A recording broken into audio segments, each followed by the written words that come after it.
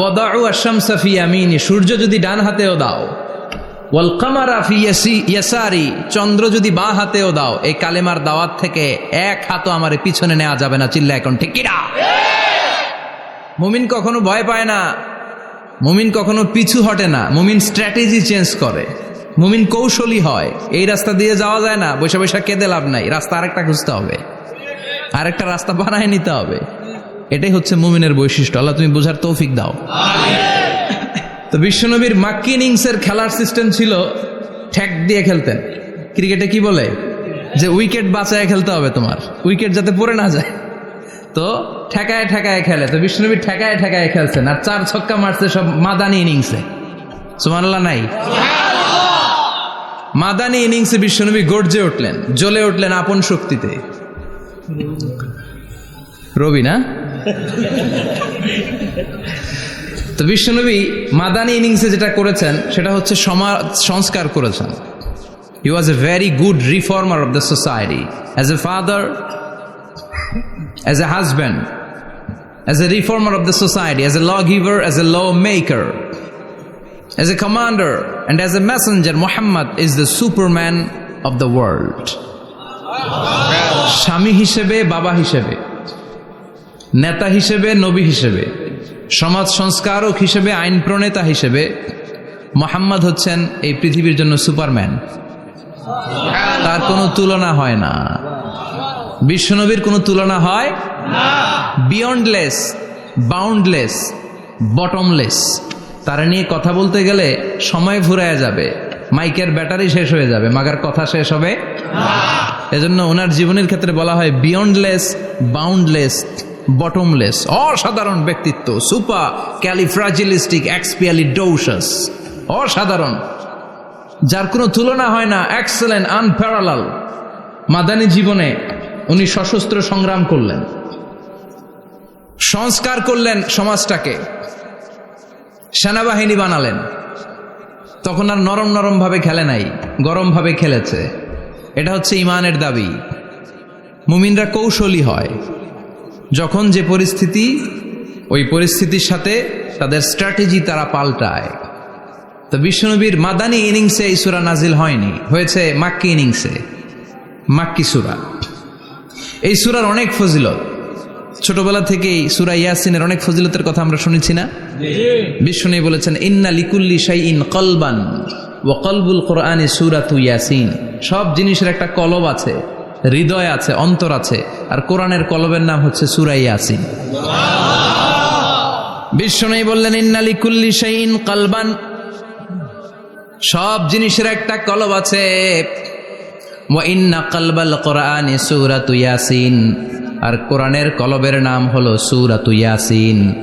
মান ক্বারাআ সূরাতা ইয়াসিন মাররা ওয়াহিদা, একবার সূরাতু ইয়াসিন তেলাওয়াত করলে 10 পারা কোরআন খতমের সওয়াব হয়ে যায়। বিশ্বনবী বলতেন ইন্না ফিল জাসাদি মুদগা, দেহে একটা গোশতের টুকরা আছে, ইযা সালুহাত সালুহাল জাসাদু কুল্লু, এই দেহের গোশতের টুকরা যদি ভালো হয়ে যায়, পুরো দেহটারে ভালো করে দেয় কে? আল্লাহ। এই দেহের গোশতের টুকরাটা যদি পচে যায়, পুরো দেহটারে নষ্ট করে দেয় কে? আল্লাহ। বিশ্বনবী বললেন আলা ওয়াহিয়াল কলব, ওই টুকরাটার নাম হলো কলব। টুকরাটার নাম কি? কলব। এজন্য কলবের মধ্যে আল্লাহর জিকির বসাইতে হবে। কি বসাবেন? জিকির। নাকি আয়না বসাবেন? আয়না বসায় না? আয়না বসাইয়া দে মোর দয়াল বাবা, কেবলা কাবা, সব মুখস্থ।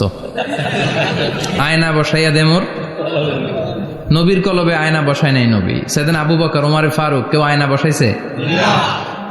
আবু হানিফা, শাফিঈ, এরা কলবের মধ্যে আয়না বসাইছে? বসাইছে জিকির। চিল্লায় বলেন বসাইছে কি? এজন্য আল্লাহ বললেন আলা বিযিক্রিল্লাহি তাতমাইন্নুল কুলুব। দুনিয়ার কোন জিনিস দিয়ে কলব ঠান্ডা হয় না, দুনিয়ার কোন জিনিস দিয়ে কলব পরিচ্ছন্ন হয় না।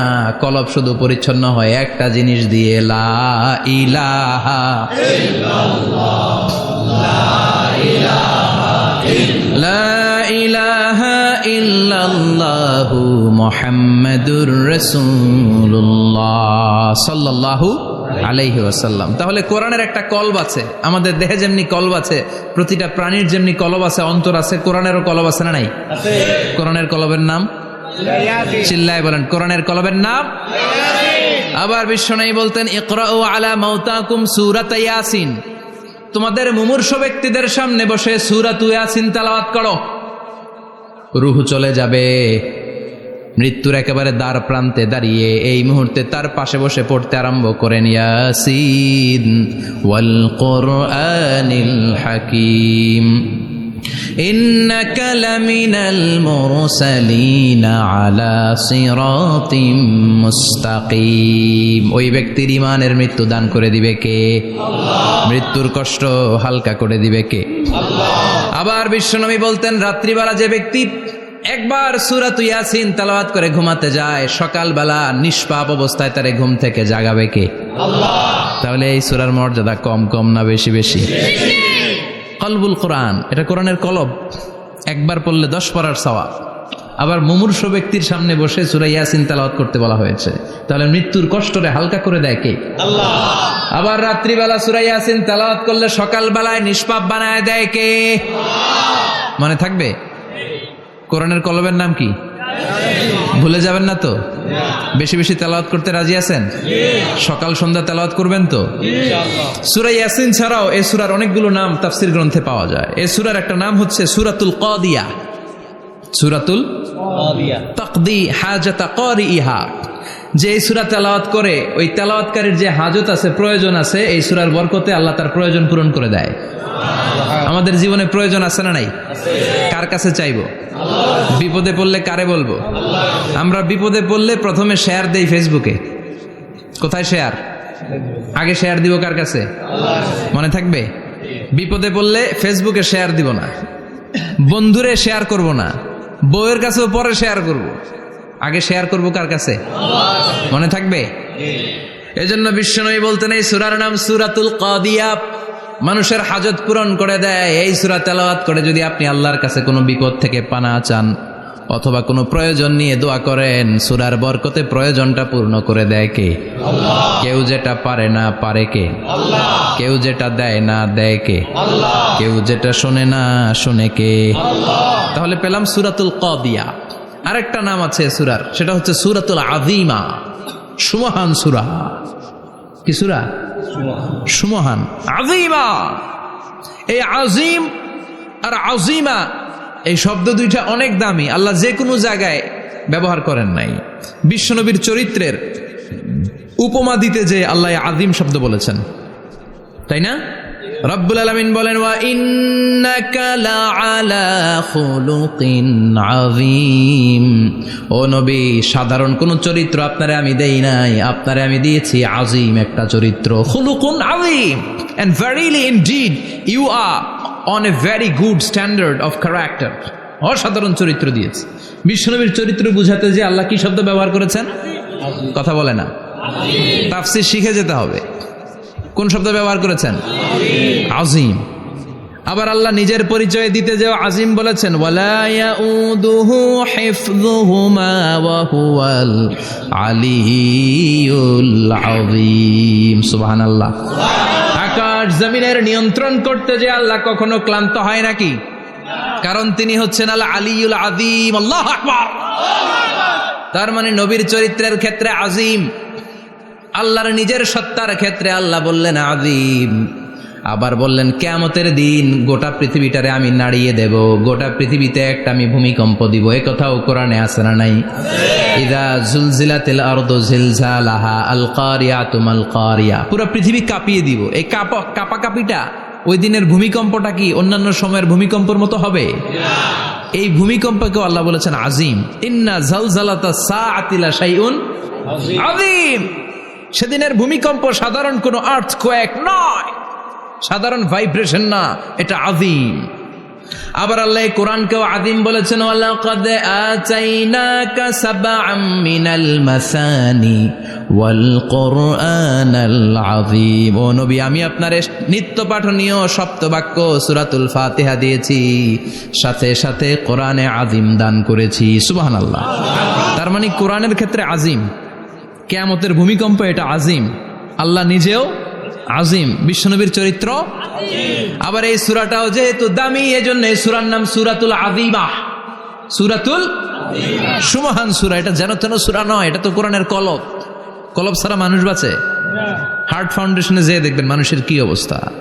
হৃদরোগ, হৃদয় যার নষ্ট, তার যে কত কষ্ট। এই যে কি পরানো লাগে এখন, রিং পরায়, এনজিওগ্রাম, এনজিওপ্লাস্টি করে আর্টারি ব্লক করে ফেলে। চর্বি, এত চর্বি আমরা খাই, এত গরুর গোশত আমরা খাই। মনে রাখবেন, যেই প্রাণীর পা বেশি ওইটার ভিতরে কোলেস্টেরল বেশি। মাছের কয় পা? হ্যাঁ, নাই, এখানে নাই, মাছের পাটা নাই, কোলেস্টেরলও নাই।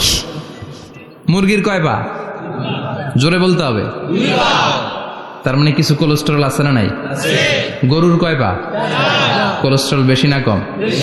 এইবার কোন চিংড়ির কয় পা? সবচেয়ে বেশি কোলেস্টেরল কন্টেইন করে শ্রিম্প, প্রন, চিংড়ি। এজন্য এগুলো কম খাইতে হবে। তবে 40-এর আগে যারা আছেন ধুমায়া খান, 40-এর পরে এই যে মাটন, ল্যাম্প, ছাগলের গোশ, খাসির গোশ, চিংড়ি, এগুলো আপনার ডায়েট থেকে বাদ দিয়ে দিতে হবে। বুঝতে পেরেছেন? এজন্য এই সূরাটা যেন তেন সূরা নয়, এটা তো কোরআনের কলিজা, হার্ট, হৃদয়। এজন্য সূরাটা সূরাতুল আযীমা। সুবহানাল্লাহ পড়েন। তার মানে 1 নম্বরে পেলাম সূরাতুল কাদিয়াহ, 2 নম্বরে পেলাম সূরাতুল আযীমা, 3 নম্বরে সূরার আরেক নাম হলো সূরাতুল মুইম্মা। সূরাতুল মুইম্মা। মুইম্মার 2 অর্থ। এক অর্থ হচ্ছে এটার বরকতটা আম, সবার জন্য, যেই পড়ে সেই বরকত পায়, এজন্য মুইম্মা। আবার মুইম্মার আরেক অর্থ হচ্ছে যেই সূরা শত্রুকে অন্ধ করে দেয়। কি করে দেয়? এই সূরার প্রথম 9টা আয়াত যদি বিপদে পড়ে, শত্রুর কবলে পড়ে আপনি তেলাওয়াত করেন, শত্রুর চোখটারে অন্ধ করে দিবে কে? আল্লাহ। বিশ্বনবী মক্কা থেকে যখন মদিনায় যায়, হিজরতের সময় বিশ্বনবী সূরাত ইয়াসিনের প্রথম 9টা আয়াত তেলাওয়াত করলেন। তেলাওয়াত করে আল্লাহর নাম নিয়ে ঘর থেকে বের হলেন। আশেপাশে কাফেররা ঘুরে কিন্তু বিশ্বনবীরে দেখে না, সবাই খেলে এরকম এরকম করে, ডানে বায়ে হাতায়, বিশ্বনবী সামনে দিয়ে যায়, কিন্তু কাফেরদের চোখ অন্ধ করে দিয়েছে কে? আল্লাহ। এজন্য কোরআন তেলাওয়াত করলে কাফেরদের চোখকে অন্ধ বানায় দেয় কে? আল্লাহ। এজন্য সূরার একটা নাম হচ্ছে সূরাতুল মুইম্মা। কি নাম? অন্ধ করে দেয়। তাফসিরে কুরতুবির মুসান্নিফ ইমাম আল কুরতুবি, উনাকে জালিম বাদশা বন্দী করেছিল। ওনার তাফসিরে এসেছে উনি শক্তিশালী লোক ছিলেন, জেলখানা ভেঙে বাঁচার জন্য দিছে দৌড়। উনারেও ধরার জন্য জালিম বাদশার সৈনিকেরা ঘোড়া নিয়ে রওনা হয়েছে। উনিও দৌড়ায়, ঘোড়াও পেছন থেকে আসে। ওমিয়া মানুষ কি ঘোড়ার দৌড়ের সাথে পারে? উনি হাঁটতে হাঁটতে হয়রান হয়ে এক বালুর ময়দানে যে ধপাস করে পড়েছেন। ওরাও ঘোড়া দিয়ে এসে নেমেছে, কিন্তু আজীব তামাশা, উনি বালুতে ধপাস করে পড়েই সূরাত ইয়াসিনের প্রথম 9 আয়াত তেলাওয়াত করতে শুরু করেছেন। ওরা নিচে নেমে ডানে বায়ে সামনে পিছনে খালি খুঁজে, কিন্তু দেখে না, সামনে কিন্তু বসা। ওদের চোখটার অন্ধ করে দিছে কে? আল্লাহ। বিশ্বাস হয়? ঈমান হয়? এজন্য বিপদে পড়লে সূরাত ইয়াসিনের প্রথম 9 আয়াত পড়তে রাজি আছেন? আল্লাহ তুমি তৌফিক দাও। আমিন। আর জোরে পড়েন আমিন। এজন্য আল্লাহ চমৎকার ভাবে এই সূরাটা শুরু করে দিলেন। 2টা কাটা অক্ষর দিয়ে আল্লাহ বললেন ইয়াসিন ওয়াল কুরআনিল হাকীম ইন্নাকা লামিনাল মুরসালিন আলা সিরাতিম মুস্তাকিম। পড়েন সুবহানাল্লাহ। ইয়াসিন। সূরাটা শুরু করলেন কি দিয়ে? ইয়াসিন। এটা কি কোনো বাক্য? এটা কি কোনো শব্দ? এটা কি অক্ষর? 2টা। প্রথম অক্ষরের নাম, দ্বিতীয়টা আওয়াজ করে বলেন, প্রথম অক্ষরটার নাম, দ্বিতীয়টা। খুব চমৎকার না? বাক্য দিয়ে এই সূরাটা শুরু করে নাই। যেমন ইযা জুলজিলাতিল আরদু জিলজালাহা, এই সূরার প্রথম আয়াত, এটা একটা বাক্য না? জি। আচ্ছা। ওয়াদ-দুহা ওয়াল-লাইলি ইযা সাজা, বাক্য না? জি। কিন্তু ইয়াসিন, এটা কি কোনো বাক্য? না। এটা কি কোনো শব্দ? না, এটা কাটা 2টা অক্ষর। সুবহানাল্লাহ পড়েন। আল্লাহ 114টা সূরার প্রায় 29টা সূরা এরকম কাটা কাটা অক্ষর দিয়ে শুরু করেছেন। সুবহানাল্লাহ নাই? এই 29টা সূরা কখনো আল্লাহ একটা অক্ষর দিয়ে শুরু করেছেন, কখনো 2টা অক্ষর দিয়ে, কখনো 3টা দিয়ে, কখনো 4টা দিয়ে, কখনো 5টা দিয়ে। একটা অক্ষর দিয়ে আল্লাহ কোরআনের সূরা শুরু করেছেন, এরকম একটা সূরা বলেন। নুন ওয়াল কলামি ওয়া মা